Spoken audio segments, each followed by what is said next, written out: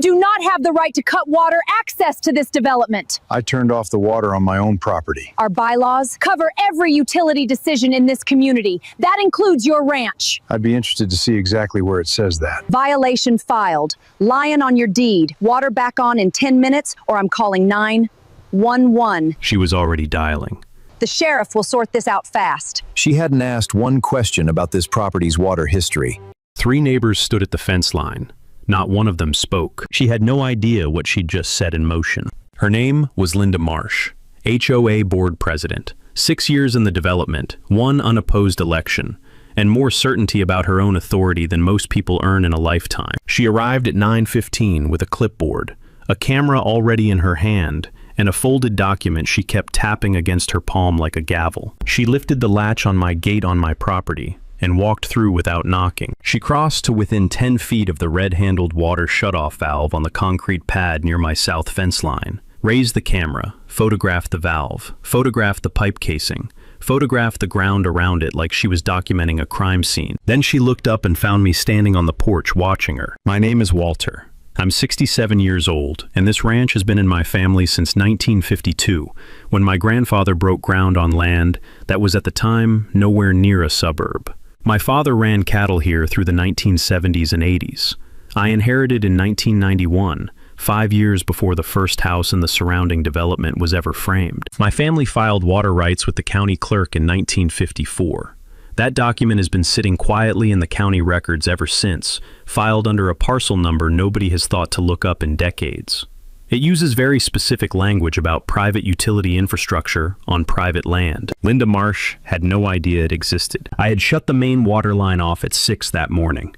A coupling on the primary pipe needed replacing, a 3-hour job, variations of which I had done a dozen times over the years. The shutoff valve was a red-handled lever I'd installed in 1998, bolted to a pipe casing on a concrete pad I'd poured myself, sitting well inside my fence line. I expected the water back on before noon. I was not expecting company. Linda stepped off the concrete pad and turned to face me. I walked down from the porch. We met in the middle of my yard, my fence behind her, my house behind me. She didn't say hello. She cited Section 4.2 of the HOA bylaws. Utility service obligations, she called it. She told me the board held full authority over every utility decision within community boundaries, that my ranch fell inside those boundaries, and that shutting off water access was a formal violation. She said all of it with the conviction of someone who had done her research. She had done no research at all. I asked her to show me exactly where Section 4.2 said that. She held up the folded document, already filled in. My address, the fine amount, a lien, warning. 10 minutes, she said. Water back on, or the lien goes on your deed, and I call 911. I told her I'd still be interested in that bylaw language. She was already dialing. I didn't move. I stood at the edge of my porch and let her make the call. She held the phone to her ear and kept her eyes on me, and I kept my expression exactly where it was. Level, attentive, unbothered. And after about 30 seconds, she said it. The sheriff will sort this out fast. She said it the way people say things when they believe the conversation is already over. I thought you have no idea what you're asking for. She still hadn't asked a single question about this land. Not who owned it, not how long the family had held it, not what filings existed at the county level. She had walked through my gate, photographed my valve, and decided in 2 minutes flat that her HOA documents gave her legal authority over infrastructure my grandfather had installed before she was born. 3 of my neighbors had drifted to the fence line while we were talking. I recognized 2 of them. Both had received HOA fines in the past year. Both had paid without contesting, not because the fines were legitimate, but because a lawyer costs more than a fine, and silence is free. They stood watching, still and careful, the way people stand when they've learned that drawing attention means getting targeted. Not one of them said a word. The sheriff's deputy arrived 19 minutes after Linda's call. He was professional, unhurried. He listened to Linda for 4 minutes. She handed over the clipboard, cited Section 4.23 times, used the word community until it stopped sounding like a word. Then he turned to me. I gave him 3 sentences. My water line, my land. Maintenance finished by afternoon. He looked at the valve, looked at the fence, looked at Linda. Then he said the matter appeared to be a civil question of property rights, and that if either party wished to pursue it further, they should contact the county or consult an attorney. He did not tell me to restore service. He did not issue a citation. He wrote a brief incident note, walked back to his vehicle, and left. Linda watched his truck pull away without looking at me. Then she unfolded the pre-printed orange violation notice, walked to my fence post. She was still standing on my property when she did it, and taped it to the wood. The paper shifted once in the wind, then it went flat. She walked back through my gate without a word. I stood there for a moment, looked at the orange notice on the post, looked at the red-handled valve on its concrete pad, same as it had been every morning for 26 years. Looked at the spot where the deputy's truck had been. Then I went inside, put the kettle on, and opened the kitchen drawer where I keep my pens. She had cited bylaws for 20 minutes straight. She had entered my property without permission, photographed my infrastructure, summoned the county sheriff, and taped a violation notice to my fence post, all before 10 in the morning, all with complete confidence that she was in the right. She never once asked whose name was on the water rights filing at the county clerk's office. That was her first mistake, and it wouldn't be her last. I grew up on this land. That isn't a figure of speech. My grandfather, Raymond Kowalski, broke ground here in 1952 on 43 acres of flat Texas scrub that nobody else wanted. He sank a well, built a 2-room house, and ran a small cattle operation that eventually grew into something worth passing down. In 1954, he filed water rights with the county clerk, a straightforward document that named the parcel, named the family, and used language that was common for that era: private utility infrastructure, exclusive, owner access. 7 words buried in a county filing that nobody had touched in decades. My father took over in the late 60s. He expanded the herd, updated the fencing, replaced the original well, and put in a modern water line in 1978. He ran the operation through drought years and lean years, and years when cattle prices made the whole thing feel like a bad joke.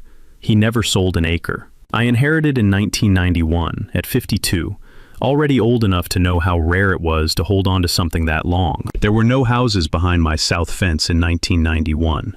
There was no HOA. There was nothing back there but open land and sky. The developer arrived in 1995. I watched from my fence line as they graded the earth and staked the lots. They built around the ranch, not through it. They had no legal option to do otherwise. The subdivision went up in 1996. 96 homes, cul-de-sacs and streetlights, and a small clubhouse near the entrance. The HOA was formed the same year, as a condition of the development permit. My ranch sat at the edge of it all, exactly where it had always been grandfathered with separate legal standing under state property law. I had no objection to neighbors. People had to live somewhere. I just kept my fence line clear and minded my own operation. For the first 8 years, the HOA and I had no relationship at all. They managed their development. I managed my land. The boundary between us was a wire fence, a survey marker, and 42 years of recorded water rights that nobody in the new development had ever thought to look up. Linda Marsh moved in 6 years ago. 3rd house from the entrance corner lot, professionally landscaped within 60 days of closing. She ran for board president 8 months after moving in. Unopposed, not because people liked her, but because nobody else wanted the responsibility. The previous president had burned out after 2 years of noise complaints and parking disputes, and had stepped down quietly at the spring meeting. Linda did not burn out. She revised the fine schedule in her first month, raised late fees, added 14 new enforceable violations that did not appear in the original HOA governing documents. She called it a compliance update. It passed at a meeting attended by 11 homeowners, 7 of whom were confused about what they were voting on. By the end of her first year, 6 families had been fined for grass measured over 4 inches. 2 households received formal notices about fence paint color. One had repainted the prior spring in a shade Linda deemed outside the approved palette, despite no approved palette existing in the original bylaws. One family on the North Loop, a young couple with 2 kids and a mortgage that probably kept them up at night, received 3 violations in 4 months and sold the house before summer. I never learned where they went. The pattern was not subtle. It was not accidental. The neighborhood Linda ran was not a community. It was a compliance zone. Homeowners paid fines they didn't legally owe because the fine was $200 and an attorney was $2,000. They showed up to HOA meetings in small numbers because showing up meant being visible, and being visible meant being targeted. They kept their grass cut to 3 inches, and their trash cans rolled back before sunset, and their holiday lights down by Linda's deadline, because the alternative was a certified letter and a running daily charge. I knew most of this secondhand, a word here, a look there, a neighbor pausing at my fence line for a conversation that started about the weather and ended somewhere else entirely. I wasn't close to many of them. I was the old rancher on the edge of the subdivision, a different category of resident than the rest of them. I watched from a distance. One exception was Mrs. Chen. She was 78, had lived in the development since the first year, and had been fined $400 the previous December for holiday lights left up 3 days past Linda's posted deadline. 3 days. Mrs. Chen had been in the hospital that week. A cardiac event. Minor, but frightening. The kind that changes how you move through a room afterward. She hadn't thought to call the HOA from her hospital bed. She hadn't thought anyone would need her to. She paid the $400 without contesting it. She told me about it one afternoon over the fence, matter-of-factly, the way people describe things they've already decided they can't change. She assumed the HOA had authority, and that authority, if challenged, would cost more than she could manage. She was wrong about the authority part, but she was right about the cost for most people in most situations. Fighting back isn't practical. That's what Linda counted on. That's what made the whole system work. I had kept my distance from all of it. My land wasn't their jurisdiction. My water, my fence, my cattle, my operation. None of it fell under Linda's compliance schedule. I paid no fines. I received no violations. I attended no meetings. I was not their problem, and they were not mine. That changed the morning Linda walked through my gate. After the deputy left, she had stood at the edge of my property for a moment, long enough for me to notice, and then walked back through the gate without speaking. The orange violation notice stayed on the fence post. I left it there for the rest of the day. Let it catch the afternoon wind. Let it flutter. That evening I took it down, read it once. The fine was $500. A daily charge of $100 would begin after 7 days if I failed to restore utility service access. The board reserved the right to pursue a lien against my deed. I folded it and put it in the kitchen drawer where I keep my pens. I had the sense standing there in my own kitchen, on my own land, that Linda had left that meeting feeling like she'd won. The deputy hadn't told me to restore service. But he hadn't told her she was wrong either. In the absence of that, she had taken the tie and called it a victory. I let her have it. For now. The certified mail arrived 3 days later. I heard the truck watch through the kitchen window as the postal carrier walked it to my door instead of the box. That detail alone told me something. Nobody sends certified mail to say hello. The envelope was HOA letterhead heavy stock, the kind of paper chosen to signal authority. I signed for it, brought it inside, set it on the kitchen table, and poured my coffee before I opened it. The letter was 2 pages. Formal language, numbered paragraphs, a board seal at the top. The charge was willful interruption of shared utility services affecting the community. The fine was $500. A daily charge of $100 would begin accruing after 7 days if I failed to restore service. The board reserved the right to pursue a lien against my deed and to refer the matter to legal counsel if compliance was not achieved within 30 days. The cited authority was Section 4.2 Utility Service Obligations. I read it twice, folded it back along its original crease. Then I went to the filing cabinet in the hallway. I had kept a copy of the HOA governing documents since 1997, the year after the subdivision was built. They had mailed one to every property bordering the development, a formality I assumed, or a warning. I had filed it without reading much of it, the way you file things you don't expect to need. I needed it now.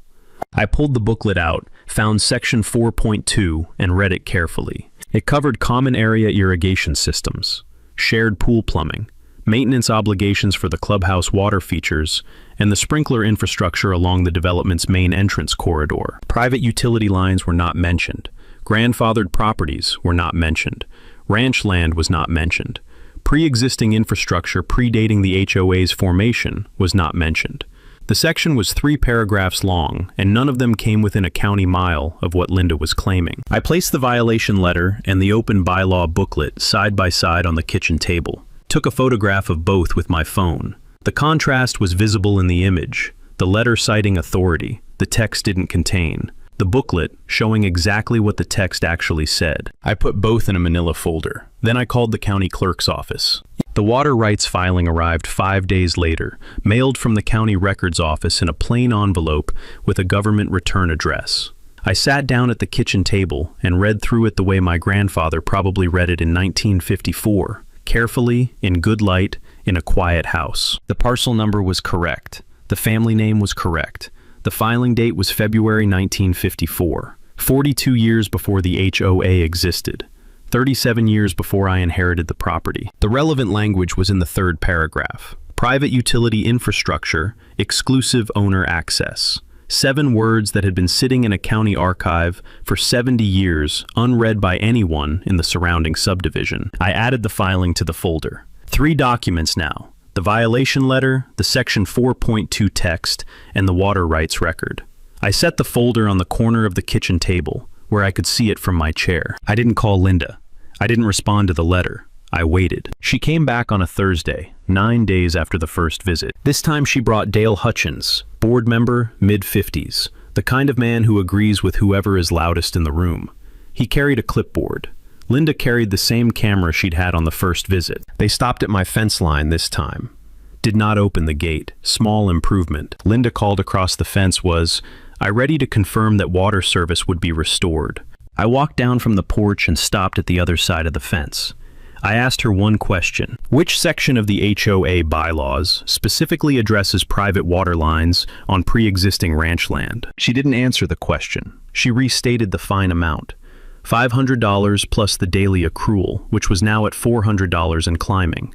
She used the phrase, community water access, 4 times in 3 sentences, as though repetition would create the legal basis that the actual text lacked. I watched her talk. I let her finish. Then I said, "I've read section 4.2, all 3 paragraphs. Which part of it covers my water line?" She looked at Dale. Dale looked at his clipboard. "The fine will keep running," Linda said.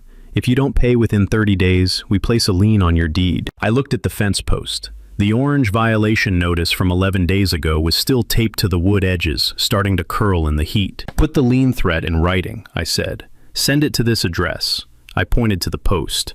"You seem to know where it is." Dale wrote something on his clipboard.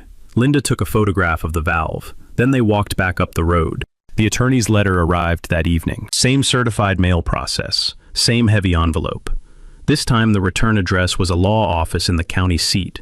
3 names on the letterhead. Small firm. Real enough. The letter was 1 page. It claimed the HOA held a recorded easement over the utility access point on my property, granting the association the right to manage and restore utility services at that location. It cited an easement reference number.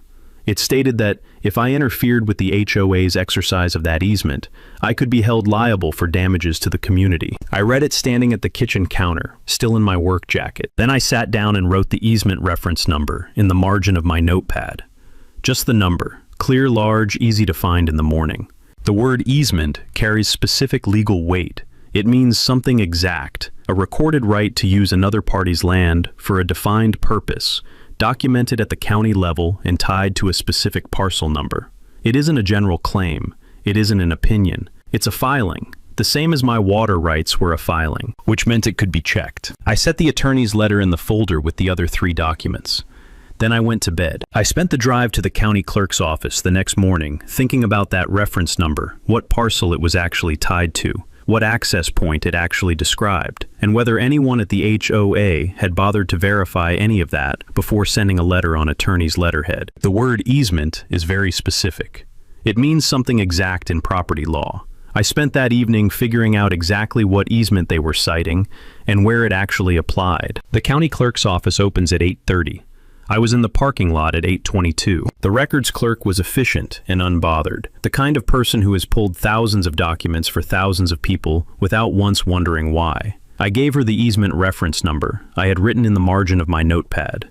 She typed it in, waited, typed something else, and came back to the counter with a 2-page printout. The easement existed. That part was real. It applied to Lot 47. I own Lot 12. Lot 47 is on the opposite side of the subdivision, a parcel that backs up to the development's main entrance, nowhere near my ranch, nowhere near my water line, nowhere near anything that Linda Marsh had claimed in that attorney's letter.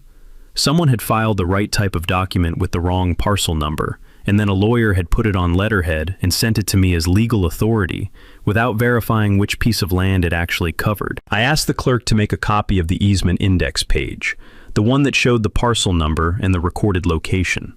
She did. I paid the copy fee. I drove home. I added the page to the folder. The folder now had 5 documents.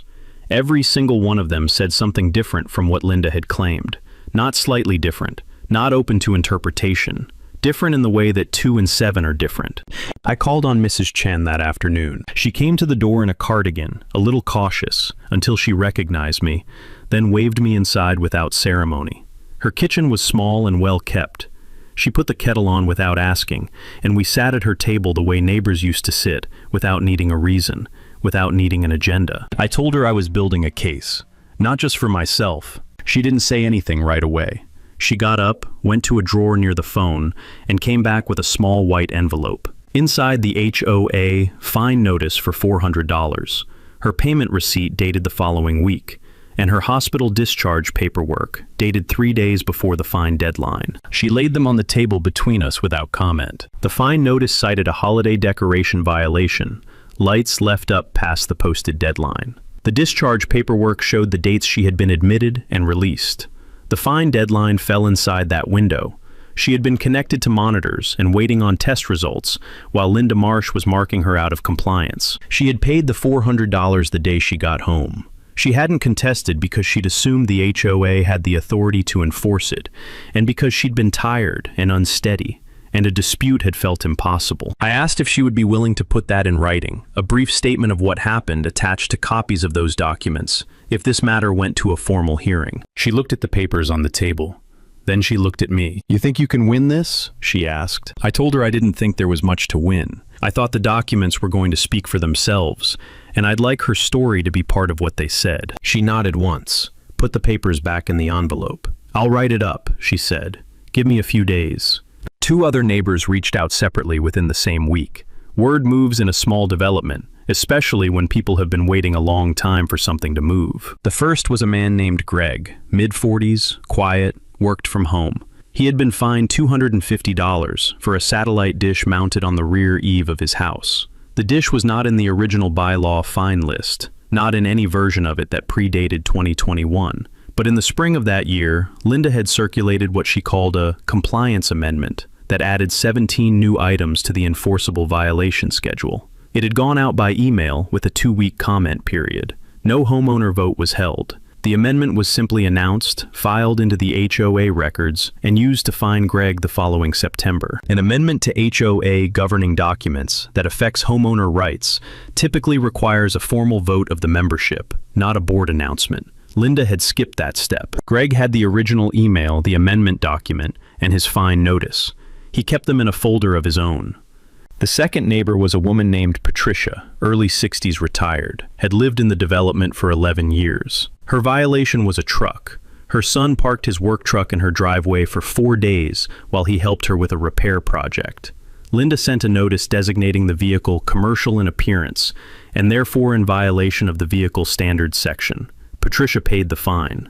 She still had the photograph Linda had taken of the truck, included in the violation notice as documentation. The photograph showed a pickup with a magnetic decal on the door. Her son had removed the decal before Patricia received the notice. Linda had photographed it before the decal came off, which meant she had been watching the driveway, photographing private vehicles on private property, before the violation was even issued. Both Greg and Patricia were willing to provide written statements. That evening, I spread everything across the kitchen table. The HOA violation letter. The Section 4.2 text, open to the relevant paragraphs. The county water rights filing, February 1954. My original property deed. The attorney's easement letter. The county easement index page showing Lot 47. Mrs. Chen's envelope. Greg's amendment documents. Patricia's vehicle notice. I looked at it for a while. Not with satisfaction. It was too early for that. Just with the particular clarity that comes from having a problem in front of you instead of inside your head. Then I picked up the water rights filing and read the 3rd paragraph again. Private utility infrastructure exclusive owner access. 7 words. That was the center of it. Everything else on the table was a lock.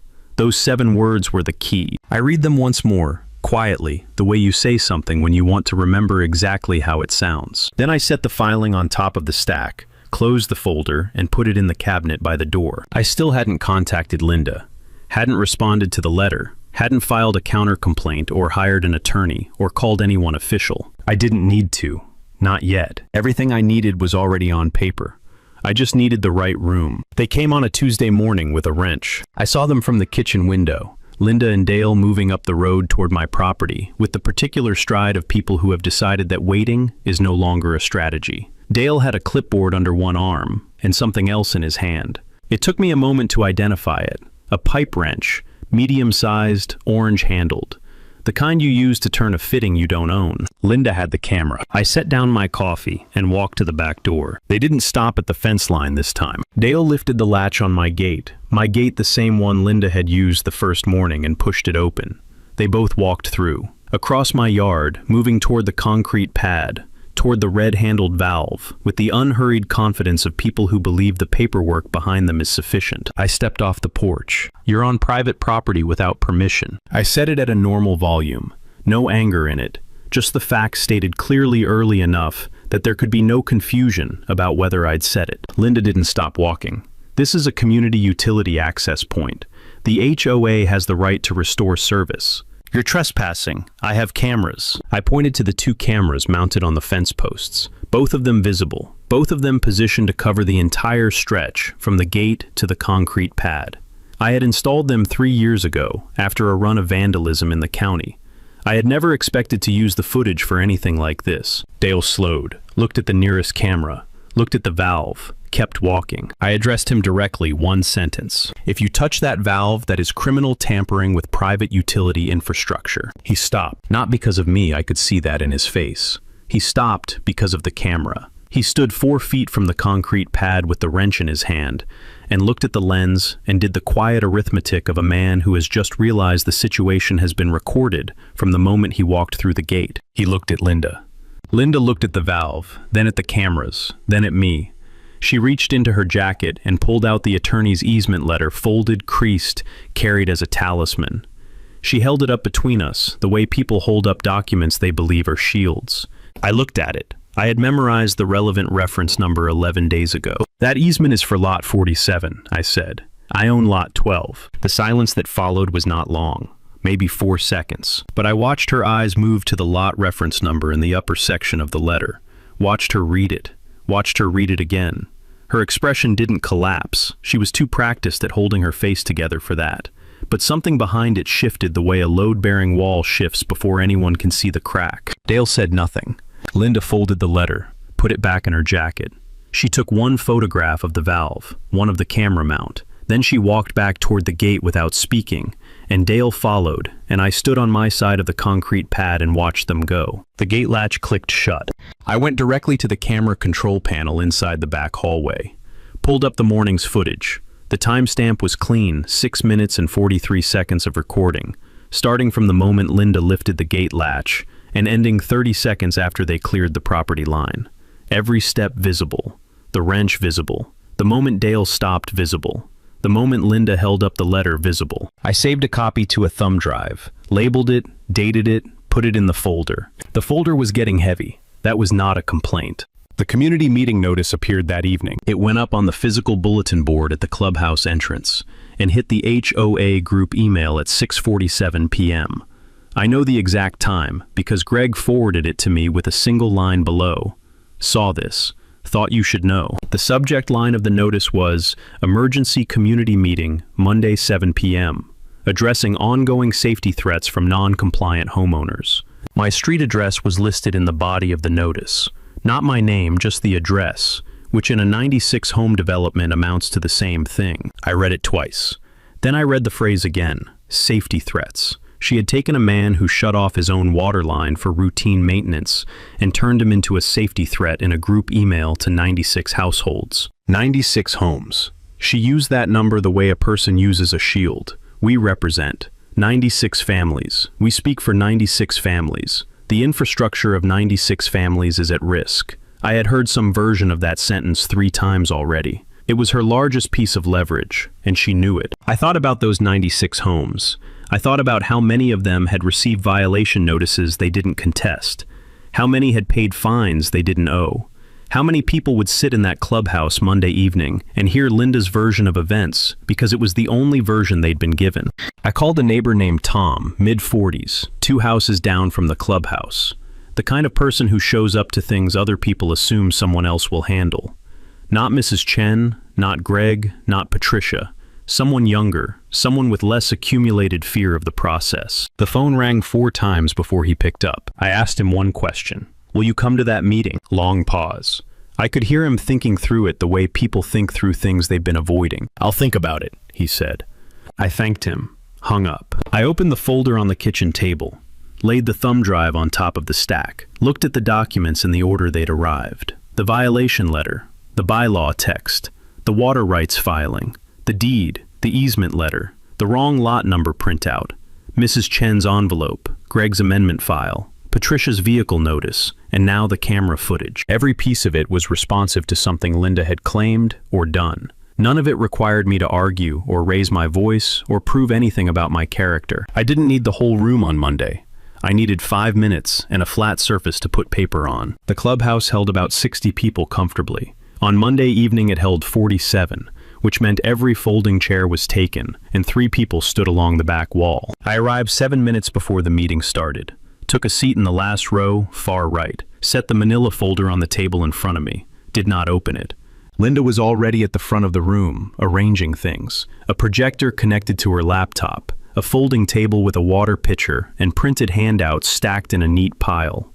A portable speaker sitting on the corner of the table for the phone call, I assumed. She moved with the efficiency of someone who had rehearsed the evening in her head several times already. She did not look at me when I came in. Dale, standing to her left, did. The meeting opened at 7 on the dot. Linda thanked everyone for coming, said she understood it was a Monday evening and people had other things to do, and she appreciated them prioritizing the community.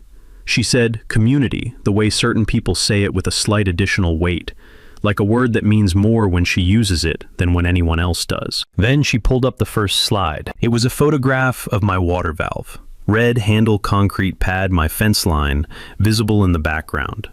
Taken from inside my property on the morning she and Dale had come through my gate with a wrench. She had cropped the image so the fence line looked ambiguous. It could have been anywhere. The second slide was a color-printed summary of the violation, my street address at the top, the fine total now past $1,100, with the daily accrual in bold text at the bottom. The third slide was the attorney's easement letter, zoomed to the clause about community utility access. The lot reference number was not visible in the crop. She walked through all of it, calmly, professionally, the way someone walks through a presentation they know cold. She cited section 4.2. She described my water shutoff as an action that had disrupted infrastructure serving this entire community. She used the phrase 96 families, 4 times in 8 minutes. I counted. Newer residents, people who had moved in within the last 2 years, people who didn't know my ranch's history, or my family's water filings, or what had actually happened that first morning, sat in the front 2 rows and nodded along, in the way people nod when they're hearing one side of a story and don't yet know there's another side. Mrs. Chen sat in the 3rd row center, back straight, hands in her lap. She did not nod. She did not look at Linda's slides. She looked at the middle distance, the particular expression of someone who has made a decision and is waiting for the right moment. Greg was 4 chairs to her left. Patricia was near the side wall. Tom, the neighbor I had called, was 3 rows behind them. He had come. He hadn't told me he was going to. He'd just shown up. I noted all of this without moving. Linda's voice shifted slightly when she got to the legal portion. Lower, more deliberate. She was building towards something, and she wanted the room to feel the weight of it before she said it. The board had consulted with its legal counsel, she said. The HOA's position was clear and documented. If the water line was not restored to full community accessible status within 72 hours, the board would authorize the attorney to file for a judicial lien against my deed and seek a court order compelling compliance. A court order, not a fine, not a certified letter, a judge. She let that land for a moment. Then she said, "We have an obligation to 96 families. The board intends to fulfill that obligation." The portable speaker on the table clicked on. A voice came through, slightly compressed, professional. The HOA's attorney joining from the county seat. He confirmed the board's legal position, cited the easement, used the phrase actionable non-compliance twice. His portion lasted 3 minutes. When he finished, the room was quiet, in the way rooms go quiet when they think something official has just been decided. Linda called for the board vote. All in favor of authorizing legal counsel to proceed with the judicial lien filing and motion for court-ordered compliance. 3 hands went up. Linda's Dales and the third board member, a man named Richard, who had been on the board for 2 years, and to my knowledge had never cast a vote that differed from Linda's. Motion carries, Linda said. She looked at the room with the expression of someone who has just done something necessary and difficult and is prepared to be thanked for it. I let 4 seconds pass. Then I stood up. The room shifted. Not loudly, just the small collective movement of 47 people, turning to see who was standing in the last row. Before you record that vote, I said, I need 5 minutes. I placed my hand on the manila folder. Linda looked at me. For the first time since the meeting started, she looked directly at me, took in the folder, the way I was standing, the fact that I had been sitting in the back of her meeting for the past 40 minutes without saying a single word. She hesitated exactly 1 second before she nodded. That second told me everything. She hadn't read her own bylaws carefully in a very long time. I picked up the folder and walked to the front of the room. Nobody spoke. 47 people watched me cross the floor. I heard a chair shift somewhere in the middle rows, the small sound of someone sitting up straighter. I set the folder on the table next to Linda's projector, opened it, and took out the top document. County Records Office, plain paper, filed February 1954. I set it on the table so the text faced the room. Then I looked at Linda. Before the board records that vote, I have one question. I kept my voice at the same level I'd use to tell someone the weather. Which section of the HOA bylaws supersedes a county-recorded water rights filing from 1954? The room did not move. Linda looked at the document on the table. I watched her read the header, county clerk's seal, parcel number, family name, filing date, and I watched her look up at me, and then across at Dale, and then at the portable speaker where her attorney's voice had been 3 minutes ago. Nobody filled the silence. I reached into the folder and pulled out my copy of the HOA governing documents, already open to section 4.2. I placed it on the table directly beside the water rights filing. 2 sheets of paper, 18 inches apart. The filing on the left, the bylaw on the right. I didn't say anything. I let the room read. Section 4.2 covered common area irrigation, shared pool plumbing, sprinkler infrastructure along the main entrance corridor. 3 paragraphs, approximately 260 words, none of which mention private utility lines, grandfathered properties, or ranch land predating the association's formation. The water rights filing was on the left. The bylaw was on the right. A man in the 4th row, someone I didn't recognize, newer resident, had been nodding during Linda's presentation, leaned forward slightly and said quietly, mostly to himself, "That section doesn't mention ranch land at all." Linda opened her mouth. I spoke first, still at the same volume. "The easement your attorney cited this evening." 1 sentence. "It applies to lot 47. County easement index confirms it. I own lot 12. I slid the county easement index printout onto the table. 1 page. The parcel number was printed clearly at the top, the recorded location 2 lines below it. The portable speaker crackled. The attorney's voice began. "The intent of the easement document is clearly to..." He stopped, not because anyone interrupted him. He stopped because he had just heard the lot number said aloud in a room with 47 people in it and a county index printout on the table. And whatever he was about to say about intent was not going to survive contact with a document that said Lot 47 in black ink. 4 seconds of silence from the speaker. Then, I'd need to review the index filing before commenting further. I didn't respond to that. I turned back to the table. "The morning Miss Marsh and Mr. Hutchins entered my property without permission," I said. "I have time-stamped security footage covering the full event, from the moment the gate latch was lifted to the moment they cleared the property line. It's saved. It's available if this proceeds further." Linda's jaw tightened. Dale looked at the floor. I reached into the folder for the last document, set it on top of the stack. "Following the 911 call on the morning of the original incident," I said, "I requested a written statement from the county sheriff's office regarding jurisdiction over this matter." I read the relevant line aloud. Slowly, the county sheriff's office had confirmed in writing that HOA governing documents do not supersede county-recorded water rights on private land. The deputy's incident report from that morning was attached. The written opinion was signed, dated, and on official letterhead. I set it down. Linda had said it herself standing on my property 11 days ago, phone already to her ear, voice absolutely certain the sheriff will sort this out fast. He had, just not the way she meant.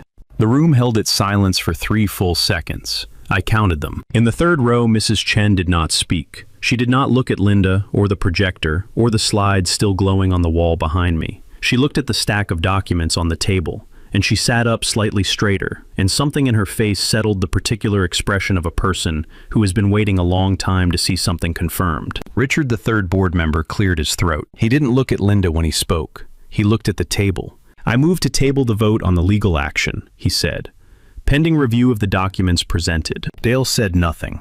Linda's eyes moved to Richard, and then to the folder, and then to the room, all those faces turning quietly away from her projector and toward the papers on the table. "I'll second," said a voice from the middle of the room.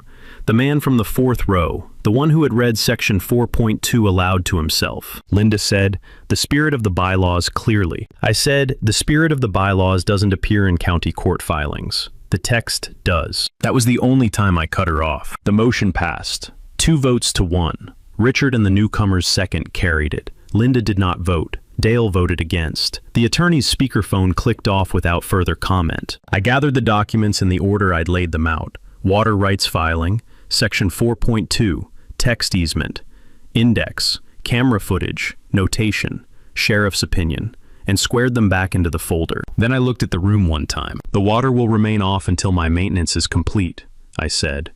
"It has been off for 11 days. That is within my rights as recorded by the county in 1954. If anyone has questions about that filing, the parcel number is on the first page." I closed the folder. No hands went up. I walked back to the last row, sat down, and set the folder on the table in front of me, the same way I'd had it at the start of the evening. Closed, centered, unremarkable. The meeting adjourned 12 minutes later. Linda did not look at me on the way out. The HOA attorney withdrew the easement claim 41 hours after the meeting. No phone call, no explanation. A single paragraph in a letter addressed to me, sent by email and first-class mail simultaneously, stating that upon further review of county records, the association was withdrawing the easement assertion made in the prior correspondence. The lot reference error was not acknowledged directly. The word mistake did not appear anywhere in the letter. What appeared was the withdrawal clean and complete, and that was sufficient. I filed the letter in the folder behind the county easement index printout. The county clerk's office sent its own letter 4 days later, a certified confirmation, unprompted, noting that the water rights filing under my family's name remained valid, uncontested, and on record. It was a formality, the kind of document that exists to close a loop that was never legally in question. But there is something about seeing your name on an official letter that says you were right. Not in those words, never in those words, but in the grammar of county record keeping, which is its own language and means the same thing. I filed that one too. Then I drove to the county sheriff's office and filed a formal non-emergency complaint regarding the 911 call from the morning of the original incident. I was not seeking a criminal charge. I did not expect one. What I wanted was a record, a line in a log somewhere, attached to a name that said, this call had been made, and this was the outcome, and someone had considered it worth noting. The desk officer took my information without comment, confirmed that the complaint would be logged, and handed me a receipt number. I put the receipt number in the drawer where I keep my pens. The HOA's regular monthly meeting happened 10 days after the community meeting. 31 homeowners attended, nearly 3 times the usual number. The first item on the agenda, submitted in writing by 3 separate homeowners before the meeting, was a motion to rescind all outstanding violations and fines against my property. It passed, 3 votes to 0. Linda abstained. She did not speak during the vote. She sat at the board table with her hands flat on the surface in front of her and looked at the middle distance while Richard read the motion into the record. The second item was a motion to conduct a full audit of all HOA violations issued in the preceding 4 years. The motion came from the floor, not from me, not from Mrs. Chen or Greg or Patricia, but from a woman I barely knew who lived on the North Loop and had apparently been keeping her own folder for the better part of 18 months. The motion passed. Karen voted against it. She was the only vote against. The HOA owed me nothing financially. The fines had been rescinded before they converted to anything collectible. But the audit would cost the association money. The attorney's fees for the easement letter, the community meeting preparation, and the subsequent withdrawal had already been billed $2,400, drawn from HOA reserves. The membership would see that line on the next quarterly financial statement, beside a description that read, "Legal consultation and correspondence resolved without action." Every homeowner in the development would read that sentence and understand what it meant, even without the details. Mrs. Chen received a check 6 weeks after the audit began. $412, the fine amount, plus a small administrative correction the auditors found in the processing record. She called to tell me about it. I could hear her trying not to sound as pleased as she was. "I told my daughter," she said. "She said I should have fought it years ago. I told her she'd done exactly the right thing at the time, with what she'd had available, and that what mattered was that it was correct." She said, "You didn't have to include me in this." I said, "You were already in it. I just made sure your paperwork was part of the file." Dale Hutchins stopped attending board meetings 3 weeks after the community meeting. 6 weeks after that, he submitted a written resignation, citing personal scheduling conflicts. Nobody on the board asked him to reconsider. Nobody in the development seemed surprised. Linda did not run for re-election when her term expired 90 days after the community meeting.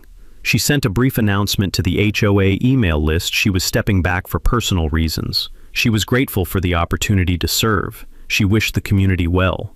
Nobody responded to the email. Nobody argued with her decision. The board held a quiet election the following month. 2 new members, no drama, low attendance. The comfortable, low attendance of a neighborhood that has stopped being afraid of its own meetings. I finished the pipe coupling repair on a Thursday morning, 2 weeks after the community meeting. It had taken 11 days longer than planned. The coupling itself was a 90-minute job.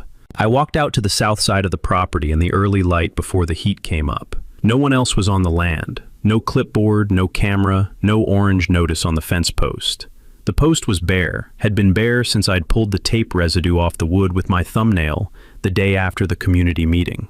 A small thing. It took 4 seconds.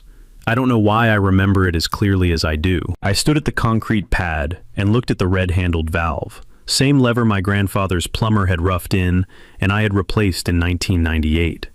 Same pipe casing. Same concrete poured on a Saturday afternoon when I was 49 years old and had no reason to believe it would ever be anything other than a valve on my own land. I turned the handle. The water moved through the pipe the way it always had. No drama in it, no ceremony, just the low-pressure shift of water, finding its level through infrastructure that had been doing exactly this for decades. I stood there for a moment and listened to it, not because anyone told me to restore it, not because a board vote had authorized it, or a court had ordered it, or a fine schedule had compelled it, because I was finished.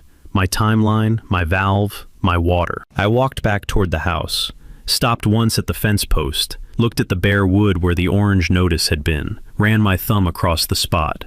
Nothing left there, just the post and the fence line, and the flat morning light across my grandfather's land. I went inside and put the kettle on. My grandfather put that water line in the ground in 1954. I've been watching over it ever since. Nobody changed that. Nobody could.